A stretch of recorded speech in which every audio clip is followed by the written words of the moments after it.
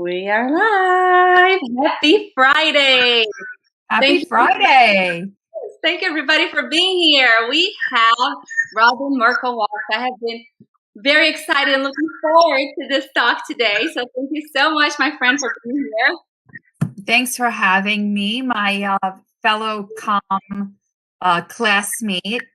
Yes. That we're able to, stay in touch and maintain not only colleagueship, but a friendship since we trained together with Mary Billings and Diana Davidson in New York. So it's so great to see you again.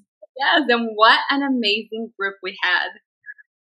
We did. We had a great group, and we had a great weekend too. Yes, just today, one of those Facebook reminders sent me a picture of it.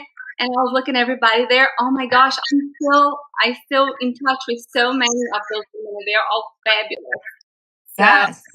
I'm so lucky that it just happened that we went to that one. Yes, we're very lucky. First, I'm going to introduce our speaker to everybody.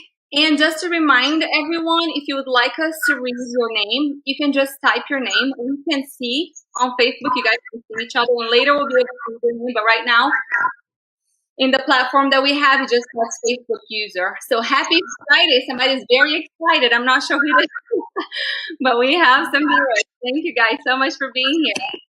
So, oh my goodness, my daughter, I am live. Please come in here. That's it happens. It happens. We're people. So we're people. There you go. That's Zoe. All right. Okay, so we have Robin Merkel Walsh. She is a licensed speech pathologist and certified orofacial neurologist with over 2 decades of experience in the state of New Jersey. She's employed full-time by the Regional Board of Education and runs a private practice in Ridgefield, New Jersey. How do you do it? She is a lecturer and non-profit doctorals. She has been elected New Jersey Kids Top Doctors in 2013, 12, 13, 14, and 18.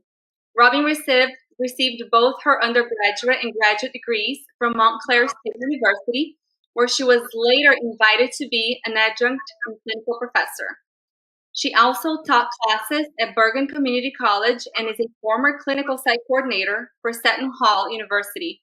She is the board chair of the Oromotor Institute, and she's a proud recipient of 3 ASHA, is it called ACE Award? ACE Awards, yeah. And the Ridgefield Woman of the Year 2019 in business. Congratulations. Okay, and if we keep going, we'll stay here 30 extra minutes than we can. So here we go, Zoe. Let me throw you this. There you go. She wants some myofunctional therapy tools to take to her birthday party. Okay. So she's ready to the office to take them. Go ahead.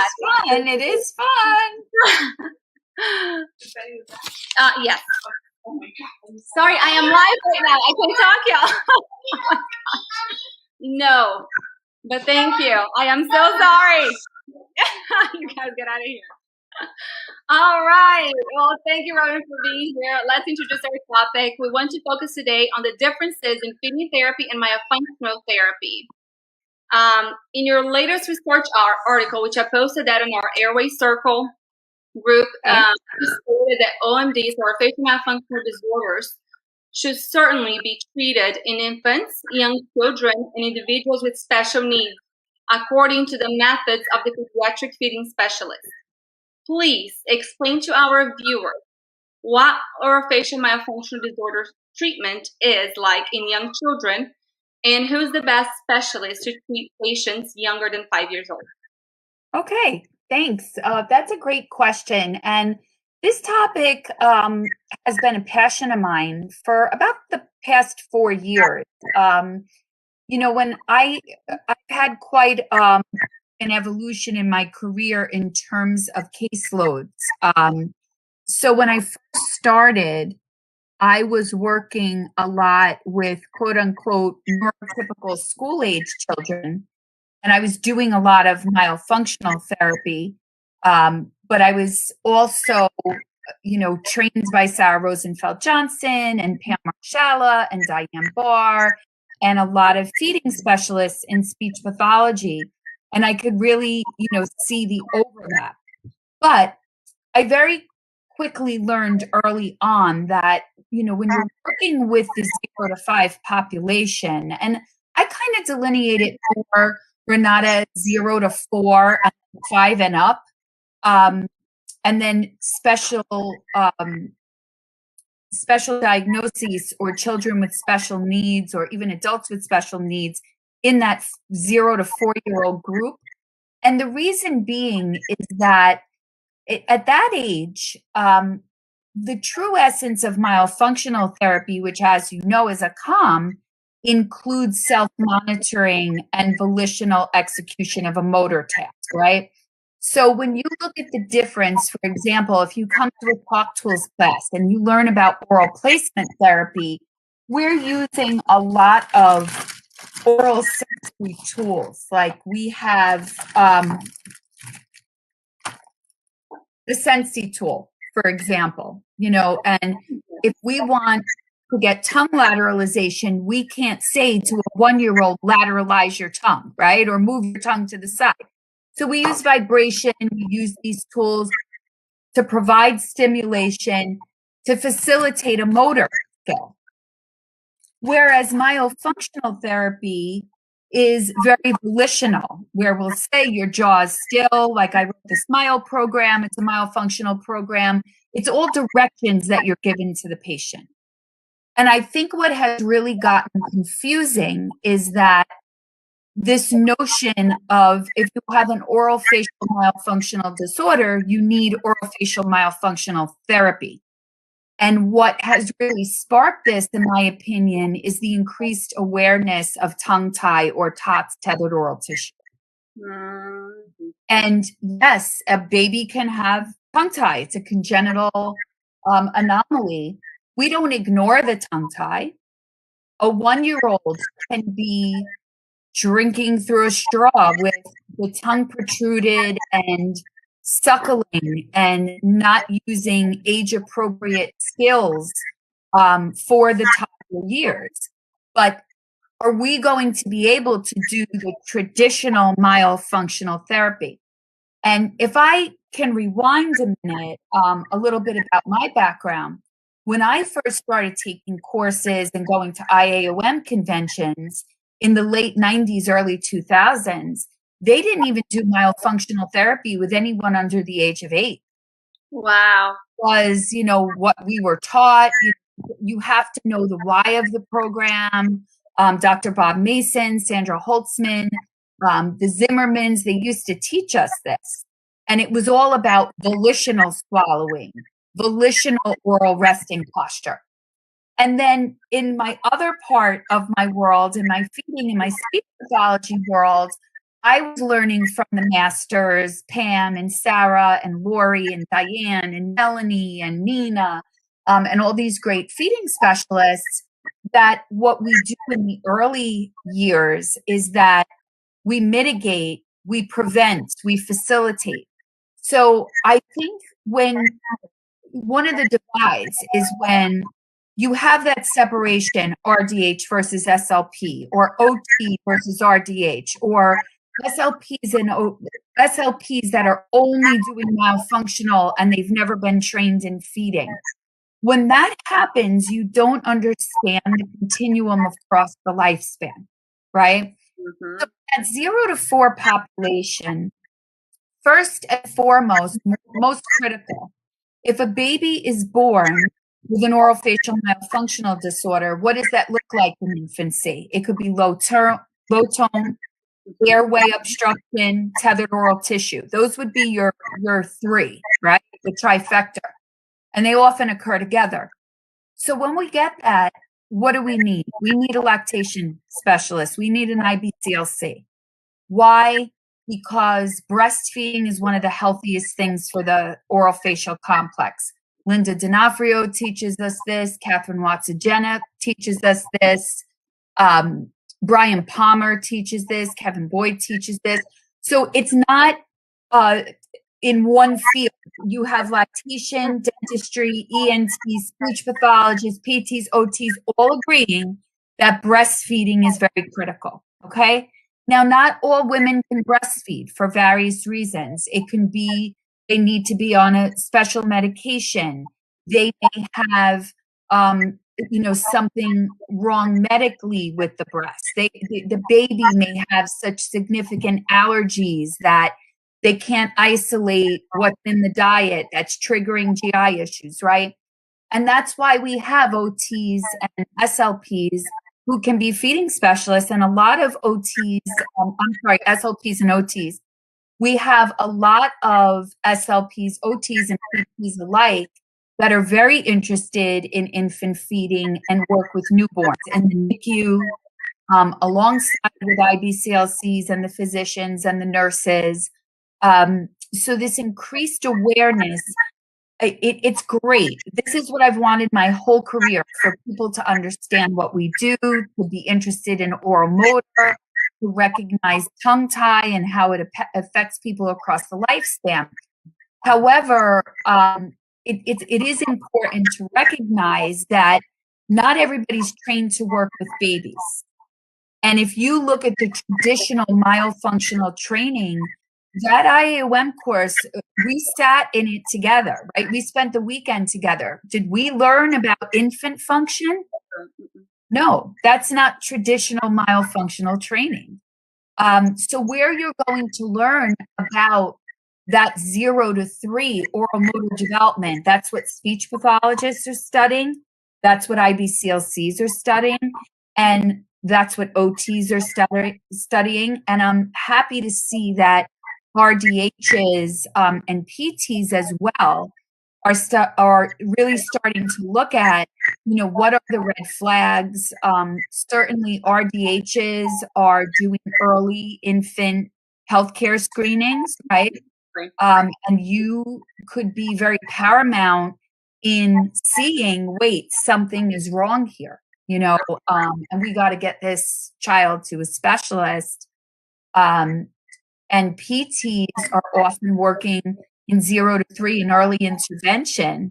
And if they're seeing babies that have torticollis and tension through the body and difficulties with feeding, even if they're not themselves working with a lot of TOTS patients, we want them to have the awareness to refer. So there's still a team of professionals from 0 to 4 and 4 from up. But I think that the semantics we use is very important, because what we call ourselves, or the therapy modality that we say that we're using, comes with a certain meaning behind it and a certain assumption. And my biggest concern is what I see online in all the Facebook groups is parents of infants looking for myofunctional therapists for newborns. And you know what? You may have I get messages. Also a feeding specialist, but you may not. Exactly. I get messages every day for 1-year-olds. And it is important to say that it's important for dental hygienists to understand orofacial malfunction disorders, because we are seeing these young patients. Sometimes parents bring them when they're 6 months old to the dental office. They got their first tooth. We just want to make sure everything's good. And usually on a dental visit, we're talking about,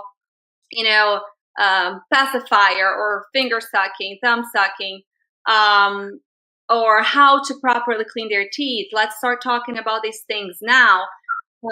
So it's important for dental hygienists to be able to recognize orofacial malfunctional disorders, because we see healthy kids. If a child has an issue, that's when they're going to look for right. pathologist, for an OT. But in the dental office, we can catch these things early. Does that mean that a hygienist or a myofunctional therapist is going to treat these kids that really know? But if a hygienist can see these things, like Robin just said, we can go ahead and refer to the proper specialist. It's so important for us to understand what each one of these professions does.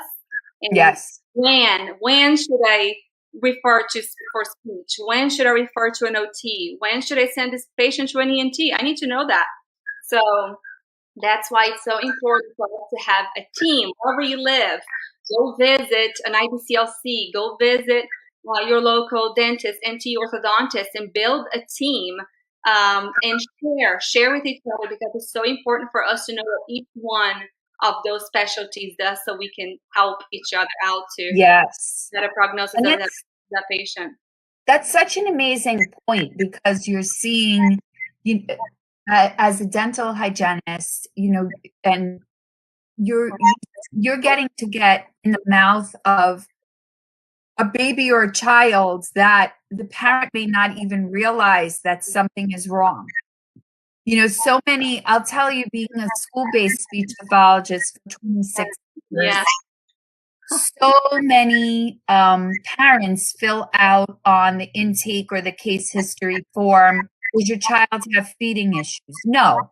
But then when I evaluate the child, they have a tongue thrust, they don't chew properly, they chew with their mouth open, they have bolus residue, they have a scattered bolus, they're a picky eater, they still can't drink through a straw, and they're issues though, because you know why? Their weight's fine.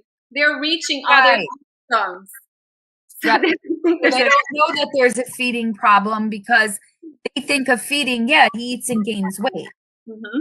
So it is really important, and I really push for that in my courses, and I try to put posts on it as well. And a lot of times the pediatricians, they told me with my son, don't go to the dentist until he's 2. And when I called my dentist, I said, I don't agree with that. No, 2 is fine. I'm like, no, it's not. It's not fine at 2, because I know. I learned from diabetes that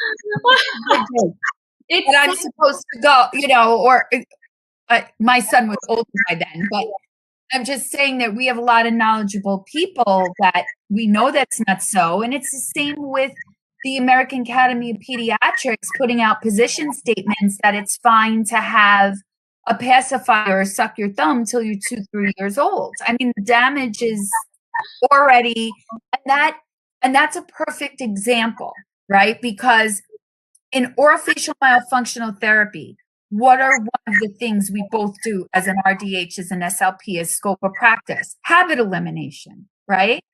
But when you're working with a 2-year-old, let's say, you may see a 2-year-old to do habit elimination. Well, I'm not.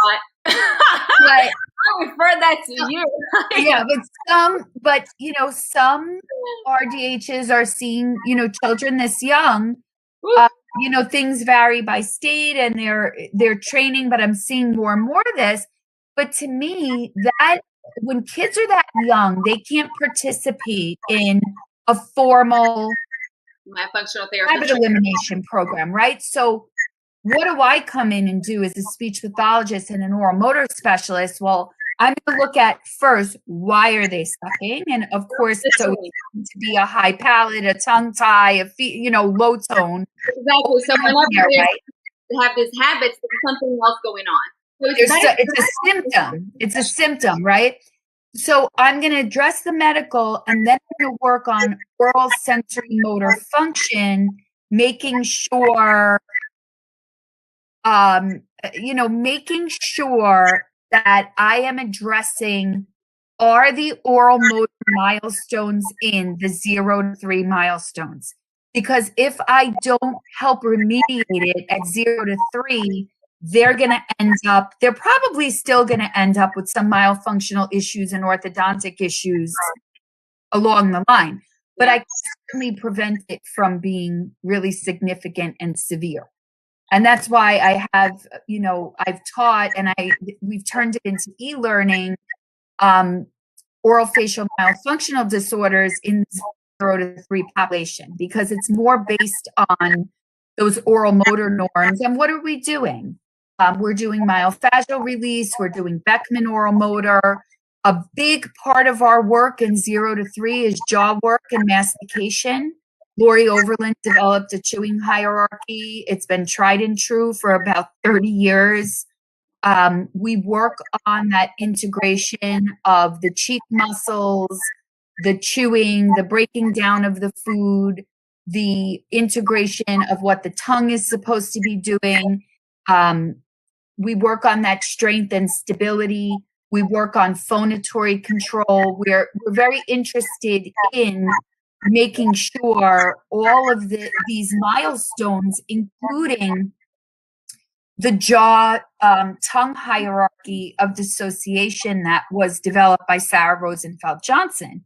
And what that is basically about is when a baby is born, you're looking at how the jaw moves independently of the tongue and the different stages the tongue goes through. And I know when you took my class, when it came down to Savannah, I talk a lot about this in terms of when a baby's born, there's protrusion and retraction, and that's for breast and bottle feeding, right? And that's a 50-50 ratio. And the first 6 months of life, that tongue goes back to being retracted 75% of the time. Wow. Right away, we know when we see, a baby 7, 8, 9 months old, a year old, and their tongue is forward and out, we're already looking at a problem. We're not going to wait until that baby is 4 years old and ready for myofunctional therapy. We're going to start working on that pediatric feeding component. Next, we're going to look for the tongue lateralization, because that's what's going to help start bringing the food in and moving to the chewing surface. Then we're going to start looking for that elevation. So all the oral motor milestones that are needed for feeding and speech, to include liquids, solids, cup drinking, straw drinking, all the sounds that we have in our phonemic inventory, that's all achieved by 3. So once you get into the 3, 4 is kind of a funny age, because some kids can be ready for some simplistic myo work between 3 and 4. But usually it's 4 and up. And that's when we can start getting them more involved in a more volitional way and a more conscious way of what is your tongue supposed to be doing? What is your mouth supposed to be doing? Are your teeth together? Where do you feel the food in your mouth? And things in this area. And I think that, too often the OMDs are just ignored in the young population by the pediatricians. And then again, it's ignored in special needs populations because, they can't work on that because they can't engage in the therapy. That's why we have this whole other modality that we can use. That is absolutely amazing. Lael just said, I see babies and toddlers as an RDH in the dental office and immediately refer to my IBCSC for early intervention, feeding specialist SLP. I can at least give them growth and development information with cups, chewing, importance, etc., without actually providing any therapies. I also have been lucky to watch what they do during appointments, so I can make these very important referrals. Exactly. So yeah, that's awesome. That is so awesome. Yeah, absolutely. And it's a team. It's the same. I get patients in my office and I can identify issues with, dental malocclusion and all kinds of different issues with the gums and everything, but that's going right to dental and RDH. Like, I can't even pretend to treat that, even if something as simple as what kind of toothpaste, this is where it's hard, because in this arena, we take a lot of interdisciplinary classes and you come out with a lot of knowledge, and sometimes it's hard when you know something, like I have to go, I really can't give that advice because it's not in my wheelhouse, but I think it's really important, like you said, who do we go to? It's even with TOTS care, because it's a continuum across the lifespan. And I think that TOTS in itself has really blurred the lines of, scope of practice and what orofacial myofunctional therapy truly is, because wound management isn't myofunctional therapy. And, feeding therapy, neuromuscular reeducation, certainly oral face dysphagia is a part of myofunctional therapy. But as soon as you start getting into issues with the actual swallowing function or the airway or GI issues, constipation issues, rumination issues, that's when we really need, the feeding specialist team, because the members of that team can vary a little bit, in looking a lot at GI and ENT specialists and nutrition. It's overlapping, but there are definitely variations even with like medical coding and things of that nature. Exactly. I just want to remind everybody, if you post in the comments, I would know that you watched this live, and we're going to send you a 10% coupon for Simply Breathe, the strips that we had them last week. I don't have them with me right now. But I need to know who's watching live, so you get a 10% coupon. So just write me on the comments, and I'll go over after our live is over, and I'll go ahead and send you guys a coupon. Something else I wanted to say, we're getting ready to open the floor for a couple questions. So go ahead and come up with some questions so we can ask Robin before she leaves. But I have one more. I'll have two more. The next one is, what type of feeding issues do you usually see in children with orofacial malfunction disorders? We talked a little bit. That's a great question. We see a myriad of issues, but the big ones that come to mind are, one, we have issues with progressing along the normal timeline of transitioning utensils and transitioning textures. So what this means is, when do these patients get referred to my office? One example would be breastfeeding is going okay because mom is, I say going okay, the baby's gaining weight, but mom is in pain, mom's nipples are bleeding, but they're like trucking through it. And now mom has to go back to work and can't get the baby on the bottle because the bottle heat doesn't conform to the mouth, and they seek feeding help. Or they've been able to manage breast bottle and purees, but solids are introduced and they're gagging, throwing up because, let's say they have a tongue tie, they can't mobilize the bolus to the chewing surface and it's getting stuck and they're having issues.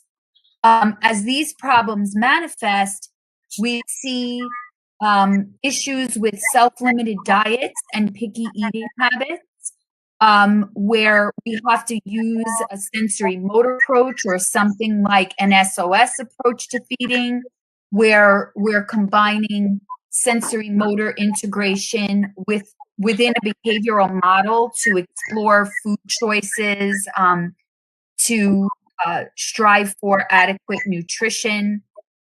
We also see a lot of inept or immature eating patterns. So patients will come into me with a primary concern is something's wrong because my kid's a really messy eater. He's always, eating too fast or overstuffing, and he has a lot of digestive issues. Like sometimes he gets up in the middle of the night and vomits, and the food isn't even chewed.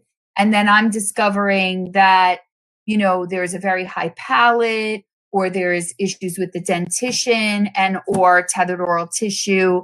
And, these kids were compensating, even adults that I've seen over long periods of time that have a lifelong, like I feel like things get stuck in my throat and I can't swallow them properly. And digestion starts in the mouth. So if you're not masticating your food properly and you're swallowing food that doesn't have enough of the saliva to break down the enzymes, or the bolus isn't chewed to a point where it's soft enough for the stomach to digest it, it's going to cause discomfort, or it's going to come up, or it's going to cause sluggishness in the digestive system. So that's something when we do, just like when you get myofunctional training, we learn a lot about the muscles, the nerves, how the teeth are supposed to align, what the palate's supposed to look like. We learn a lot as feeding specialists about the esophagus, the pharynx, going all the way down into the stomach and the complete digestive system and how it all works together. So we do the muscles and the nerves too, but we're doing a lot with and the airway as well, because obviously aspiration and choking is certainly a risk in feeding disorders.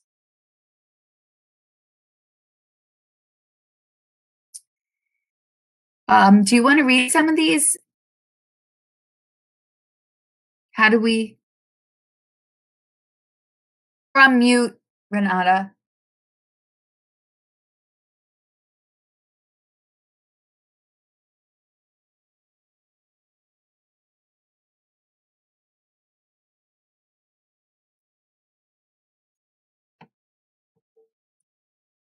Renata, I can't hear you. I'm sorry, can you hear me now? Yes. I am so sorry, I'm talking about myself.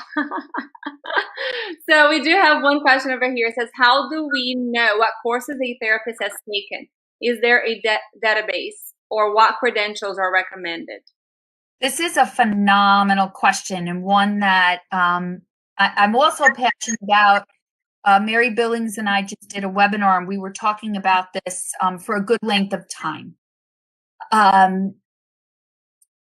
Every professional organization, I'm going to speak as a speech pathologist because that's what I know the most about, and you can speak about your organization.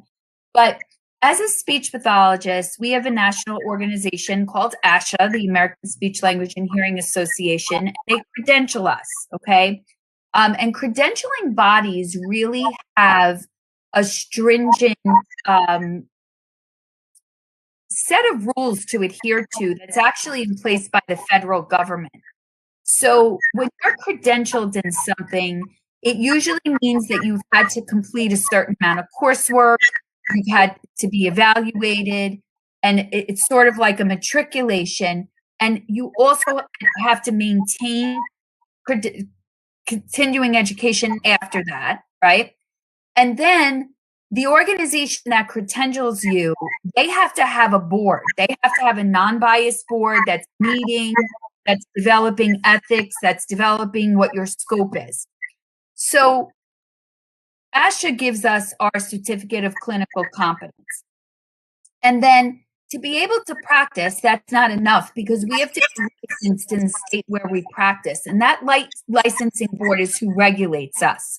So if I'm not keeping up with my continuing education, if I'm not being compliant with privacy laws, if I'm doing things that my license doesn't say I can do, like if all of a sudden I decide to start, administering vitamins out of my speech pathology office as a speech pathologist, I'm not licensed to do that, so I could be sanctioned. The International Association of Orofacial Myology, we are certified orofacial myologists. They meet those credentials as well because they have a board of directors. They're nonprofit. We have to take a coursework, and then we are evaluated in a written format, in an on-site format.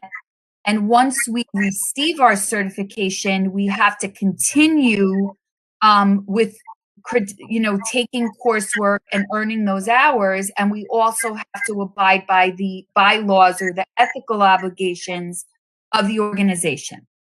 With that being said, there's a lot of things that pop up. And what Mary and I were talking about is it's not okay to just kind of throw some letters after your name. And what I always recommend that parents do is check the credentials, people ask me this, and I have no problem explaining what it is and where they can get the information. And, as a parent looking, I would be looking for where did those letters come from, and is that truly an accredited organization per se? Because a lot of things can look professional.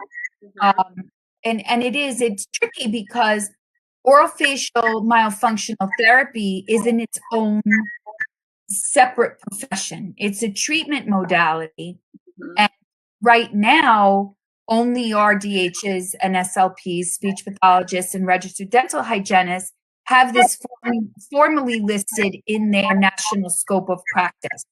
that doesn't mean that a variety of professionals do not treat the various aspects of orofacial malfunctional disorders. Like a PT can treat TMJ and an OT can treat torticollis. All of these things overlap. But what we want to watch out for perhaps is other professions or unlicensed professionals that kind of add that title to their name when they don't necessarily have a certification from a credentialing body. And people have different opinions on this, and we can share our opinions. But I will say that, I practiced orofacial myofunctional therapy as a speech pathologist for 23 years before I went and became a COM.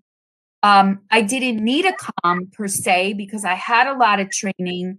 And in my speech pathology license and in my scope of practice on the national level, it's within my scope, but I felt it was a higher standard and it was going to teach me a lot. And I was going to learn from instructors that had a lot to offer me. And I wanted that like-mindedness of other people in the organization, of ethics, and providing patients with the absolute best care. Definitely. And I really enjoyed it. And I meet people like Renata and all the other wonderful people in our organization that I learn from all the time. Just because you teach doesn't mean that you're not still learning. It's so important. We're all still learning. We had Lorraine Frey yesterday on our clubhouse. We had such a good talk, but we talked a lot about, should we get the COM? Should we not?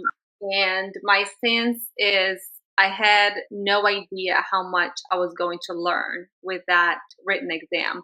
It was super difficult. It's not as difficult as it used to be. It used to be 10 times worse from what we hear. I heard. I don't know how much worse, but right? Even for me, who was very seasoned at the time of taking it. But you know what I loved about it? Because there's a lot of on Facebook the impulse to not research and just ask a question. Is this a tongue tie? I got this patient. I don't know what to do. What helps us learn is the research. Why do you think when you go to college or graduate school, they make you write a paper? Because they want you to go through the process. We can't just answer people's questions all the time. It's especially important when we talk about evidence-based practices. If you just tell me what to do, I don't understand necessarily why I'm doing it. And I know when you were taking your test, the speech questions, become challenging, just like the dental questions were for me. And that's the beauty of it. I'm not going to answer the question for you, but I'm going to give you all the resources you need, because that reading and that investigation is going to make you so much better at what you do. It certainly makes me better at what I do. I'm a little bit of a journal nerd. Like, people are reading the newspaper in the morning, I'm reading the JAMA Network. I mean, it just, I laugh. I was talking to Dr. Zaghi last week, and I told him that I know he wrote a study before he published it, because he's like, oh, look at the study. I'm like, oh, I read that, and I already put the whole thing in my class, and I talk about it, because I think it's really important, especially in a field like therapy, that it's been here for a long time, but now in the past 5-10 years, it kind of has exploded.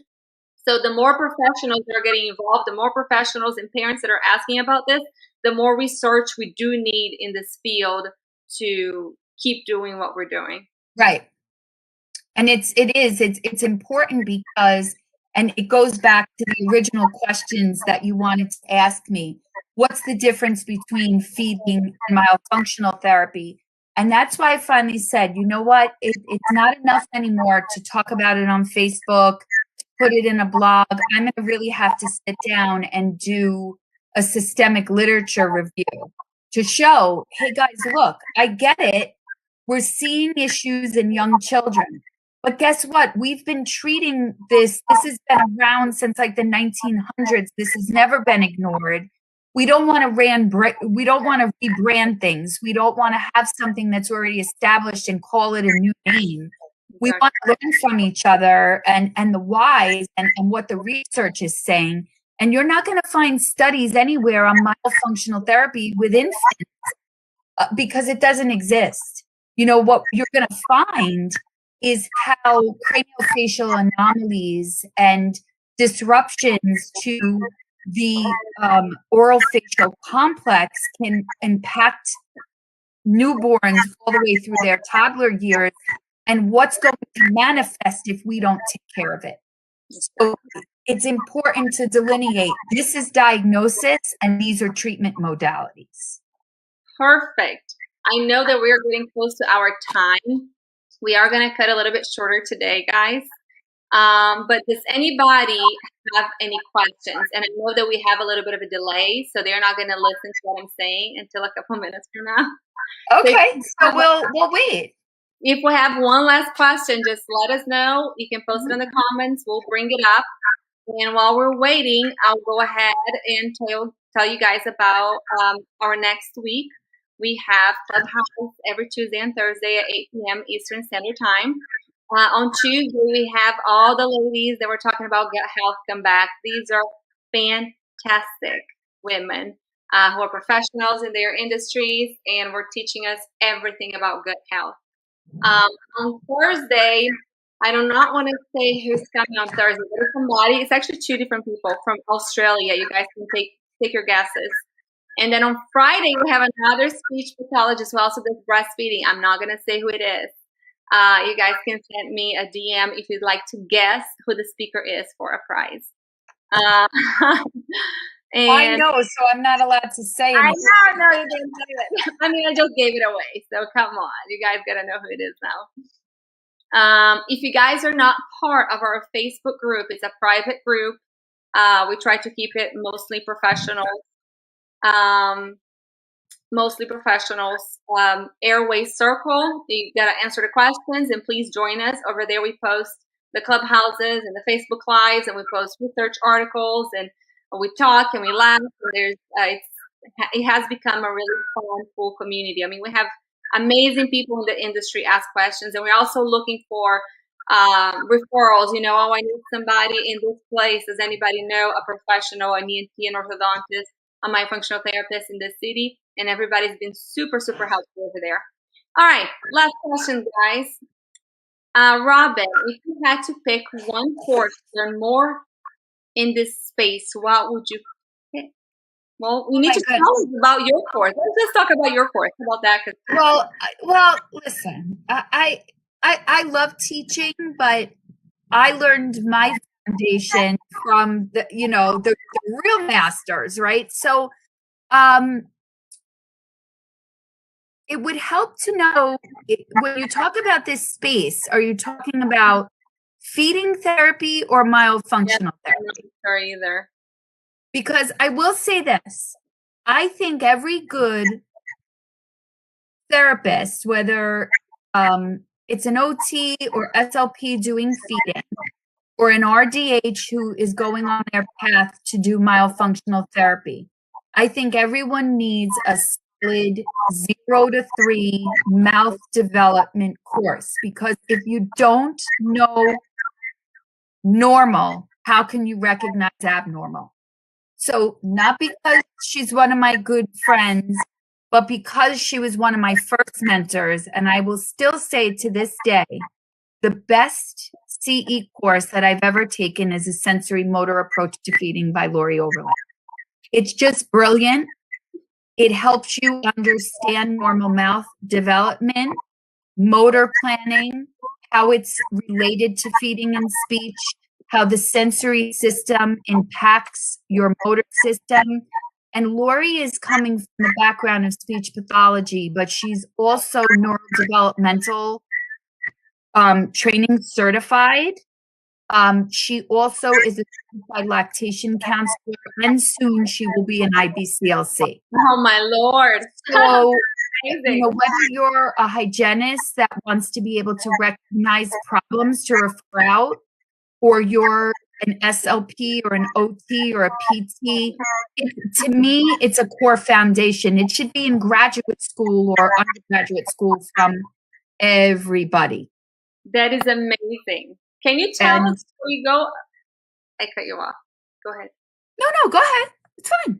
Just, I know that you have to go. I don't want to keep you here longer. It's okay. No, I'm good. I'm good. But I do want you to tell everybody about your courses and where can they find you? Where can they learn from you? Like the course that I took whenever you came, to Savannah was absolutely fantastic. If anybody wants to take one of your courses, where do they go? Okay. I just want to answer this question quick. If you know an SLP that provides care to that young group, where would we refer them?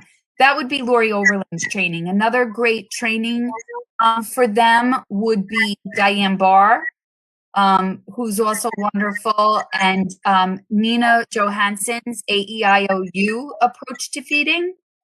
And Melanie Poddick is phenomenal as well. So those are really good speech pathologists who teach feeding. And then in the OT world, we have Marcia Dunn Klein, who's fabulous and also has a book on pre-feeding. Awesome. As far as my courses, right now I teach two main courses, but I have something exciting coming up. So with my partner, Lori Overland, we teach a functional assessment and remediation of tethered oral tissue. Right now, they are all virtual live. We do have one coming up June 5th and 6th. This was a one-day class that everyone said we want more. So we've now divided it into 1 day of assessment and 1 day of treatment. So you can take either or you can take it all together. And they do give you a package deal when you take both days. I teach a course on my SMILE program. SMILE is Systematic Intervention for Lingual Elevation. And it is a course from a speech pathologist's point of view of treating complex articulation problems with myofunctional therapy. But this course is really based off the program, which is in print. It goes together. Starting this summer, I'll be launching a new orofacial myology class. So look for that in July. And we have a lot of great stuff coming up. We just did our big OMDs deconstructed. We will be having a series of our Talk Tools instructors. We practice what we teach. And this will be a combination of both oral motor, feeding, myofunctional. That'll be in June. And stay tuned for late summer. We also will be having a top symposium with some guest speakers, and we will be bringing in all the top experts from everywhere. So there's something going on. You can catch me. We'll be at speaking for the AAPMD, Lori and myself, on the variations of wound care on neuromuscular reeducation for TOTS. You may see me upcoming and doing some work on some webinars, but yeah, I keep busy. I know it was hard to get you, so thank you so much for being here. I really appreciate your time and your knowledge and your sharing with us. I would like to ask everybody listening, if you guys know a speech pathologist or a dental hygienist or a group or moms who you would think would benefit from listening to what we talked about today, please share this video, share with them. We are doing these free live talks. They're not real lectures or courses. They're just, talks. Please share them with your friends and your family and your colleagues. We do want to spread the word as much as we can to as many people as we can reach. That's the whole goal of Ori Circle. So, Robin, thank you so much for being Thank you, and I'm so honored that you had me, and I'm so proud of everything that you're doing. You're a wonderful RDH and an advocate for many things like supporting breastfeeding. And if you're not following her on Instagram, she's just got a beautiful, not only is it a lot of good information, but it's just so visually appealing and beautifully done, which is great because we want that eye-catching professional these messages out there to bring awareness, because the more awareness we have, the more help that people can get. Definitely. Well, thank you so much, guys. Have a wonderful night, and we'll see you on Tuesday on Clubhouse. Bye-bye, everybody. Bye. Thank you.